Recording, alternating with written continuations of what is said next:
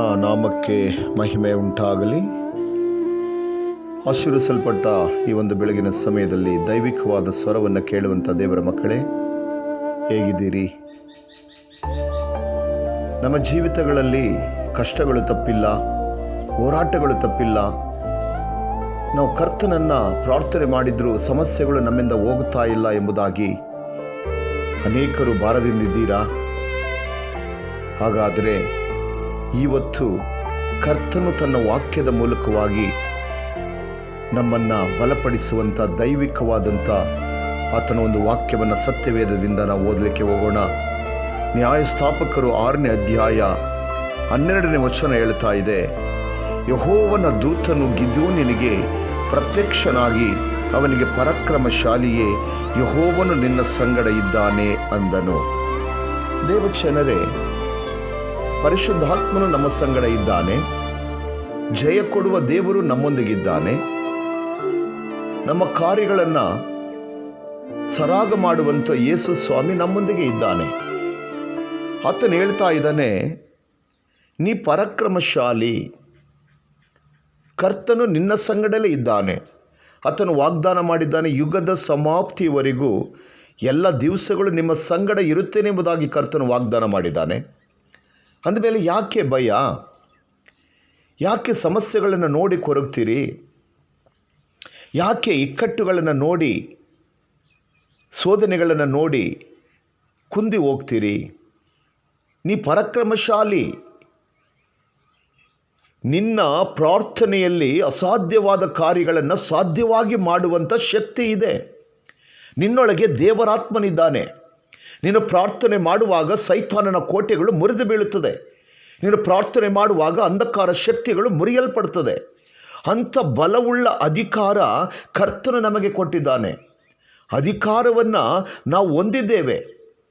ಅಧಿಕಾರವನ್ನು ಹೊಂದಿದಂಥ ನಾವು ಮತ್ತೆ ಯಾಕೆ ಅನ್ಯರ ರೀತಿಯಲ್ಲಿ ಕೊರಗುವಂಥದ್ದು, ಚಿಂತಿಸುವಂಥದ್ದು, ಭಯಪಡುವಂಥದ್ದು ಯಾಕೆ?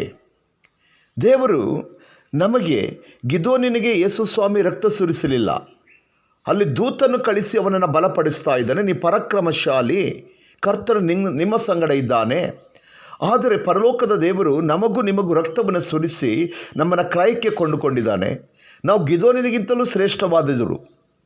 ಆದ್ದರಿಂದ ದೇವರು ಲೂಕನ ಸುವಾರ್ತೆ 10ನೇ ಅಧ್ಯಾಯದ 19ನೇ ವಚನದಲ್ಲಿ ದೇವರು ಹೇಳುವಂಥ ಒಂದು ಸುಂದರವಾದ ಮಾತಿದೆ ನೋಡ್ರಿ. 19ರಲ್ಲಿ, ಹಾವುಗಳನ್ನು, ಚೇಳುಗಳನ್ನು, ವೈರಿಯ ಸಮಸ್ತ ಬಲವನ್ನು ತುಳಿಯುವುದಕ್ಕೆ ನಿಮಗೆ ಅಧಿಕಾರ ಕೊಟ್ಟಿದ್ದೇನೆ. ದೇವರು ನಮಗೆ ಅಧಿಕಾರ ಕೊಟ್ಟಿದ್ದಾನೆ. ಮತ್ತೆ ಯಾಕೆ ಭಯ? ದೇವರ ಪರಿಶುದ್ಧಾತ್ಮನ ತಾಲಾಂತಗಳು ನಿಮ್ಮೊಳಗೆ ಇದೆ. ದೇವರು ಕೊಟ್ಟಂಥ ಮಹಿಮೆಯಾದಂಥ ವರಗಳು ನಿಮ್ಮೊಳಗೆ ಇದೆ. ದೇವರು ಕೊಟ್ಟಂಥ ಆ ಶಕ್ತಿ, ಆ ಬಲ ನಿಮ್ಮೊಂದಿಗಿರುವುದರಿಂದ ನೀವು ಮತ್ತೆ ಯಾಕೆ ಸಮಸ್ಯೆಗಳನ್ನು ನೋಡಿ, ಇಕ್ಕಟ್ಟುಗಳನ್ನು ನೋಡಿ, ಸಾಲಭಾರಗಳನ್ನು ನೋಡಿ ಯಾಕೆ ಕೊರಗ್ತೀರಿ? ಇಲ್ಲಿ ವಾಕ್ಯ ಹೇಳ್ತಾ ಇದೆ, ಹಾವುಗಳನ್ನು, ಚೇಳುಗಳನ್ನು ತುಳಿಯುವುದಕ್ಕೆ ನಿಮಗೆ ಅಧಿಕಾರವನ್ನು ಕೊಟ್ಟಿದ್ದೇನೆ.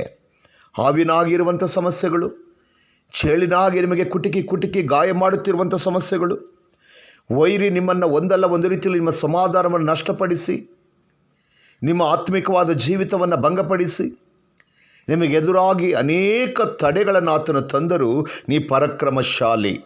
ಆತನ ಮೇಲೆ ಜಯ ಹೊಂದಲಿಕ್ಕೆ ನಿನಗೆ ಅಧಿಕಾರವಿದೆ. ನಿನಗೆ ಮಹಿಮೆಯಾದ ಅಧಿಕಾರವನ್ನು ದೇವರು ನಿನಗೆ ಕೊಟ್ಟಿದ್ದಾನೆ. ಆ ಅಧಿಕಾರವನ್ನು ಉಪಯೋಗಿಸಿ ಯೇಸುವಿನ ನಾಮದಲ್ಲಿ ನಿನ್ನ ಪ್ರಾರ್ಥನೆ ಮಾಡುವಾಗ ಸೈತಾನನ ಎಲ್ಲ ತಂತ್ರೋಪಾಯಗಳು ಮುರಿಯಲ್ಪಡುತ್ತದೆ. ಕರ್ತನು ಅತ್ಯಧಿಕವಾದ ಬಲವನ್ನು ನಿನಗೆ ಕೊಟ್ಟಿದ್ದಾನೆ. ಆ ಬಲವನ್ನು ನೀನು ಉಪಯೋಗಿಸುವಾಗ ಸೈತಾನನು ಓಡಿ ಹೋಗ್ತಾನೆ. ನಿನ್ನ ಬಳಿಗೆ ಆತನು ಬರಲಿಕ್ಕಾಗುವುದಿಲ್ಲ. ಇವತ್ತು ನಿನ್ನ ಬಾಧಿಸ್ತಾ ಇರುವುದು ಯಾವುದು? ಅಮೋರಿಯರ ಕ್ರಿಯೆಗಳ, ಫಿಲಿಸ್ಟರ ಕ್ರಿಯೆಗಳ, ಮಿದ್ಯಾನರ ಕ್ರಿಯೆಗಳ, ಯಾವ ಕ್ರಿಯೆಗಳು ನಿಮ್ಮನ್ನು ಬಾಧೆಪಡಿಸ್ತಾ ಇದೆ?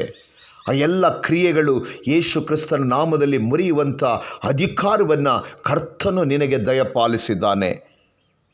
ಆ ಅಧಿಕಾರದೊಂದಿಗೆ ನಾವು ಪ್ರಾರ್ಥನೆ ಮಾಡುವಾಗ, ಯೇಸು ನಾಮದಲ್ಲಿ ನಾವು ಪ್ರಾರ್ಥಿಸುವಾಗ ನಮಗೆದುರಾಗಿ ಕಲ್ಪಿಸಿರುವಂಥ ಯಾವ ಆಯುಧಗಳು ಜಯಿಸಲಾರದು ಪ್ರಿಯರೇ.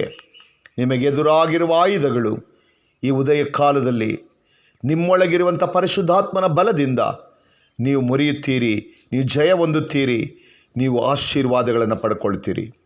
ಆದ್ದರಿಂದ ಯಾವುದಕ್ಕೂ ಚಿಂತೆ ಬೇಡ. ನಿನ್ನೊಳಗಿರುವ ದೇವರು ಲೋಕದಲ್ಲಿರುವವನಿಗಿಂತಲೂ ದೊಡ್ಡವನಿದ್ದಾನೆ. ಆ ದೊಡ್ಡ ದೇವರು ನಿನ್ನೊಂದಿಗಿರುವಾಗ ಭಯ, ಕಳವಳ, ಚಿಂತೆ, ನಿರಾಸೆ, ಕಣ್ಣೀರು, ವೇದನೆ ಇದನ್ನು ಬಿಟ್ಟು ಕರ್ತನ ವಾಕ್ಯವನ್ನು ಹಿಡಿದು ಇಬ್ಬಾಯಿ ಕತ್ತಿಯೊಂದಿಗೆ ನಾವು ಇಹಲೋಕದ ಕಾರ್ಯಗಳನ್ನು ಜಯಿಸಲಿಕ್ಕೆ ನಮ್ಮನ್ನೇ ಸಮರ್ಪಣೆ ಮಾಡೋಣ. ನಾವು ಕಣ್ಣುಗಳನ್ನು ಮುಚ್ಚೋಣ, ಪ್ರಾರ್ಥನೆ ಮಾಡೋಣ. ನಮ್ಮನ್ನು ಹೆಚ್ಚಾಗಿ ಪ್ರೀತಿಸುವ ದೇವರೇ, ನಿನ್ನ ನಾಮಕ್ಕೆ ಸ್ತೋತ್ರಪ್ಪ.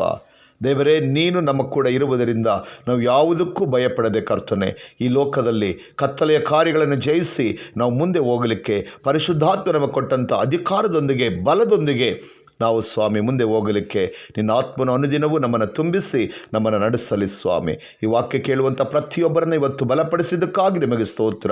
ಯೇಸುವಿನ ನಾಮದಲ್ಲಿ ತಂದೆಯೇ, ಆಮೀನ್.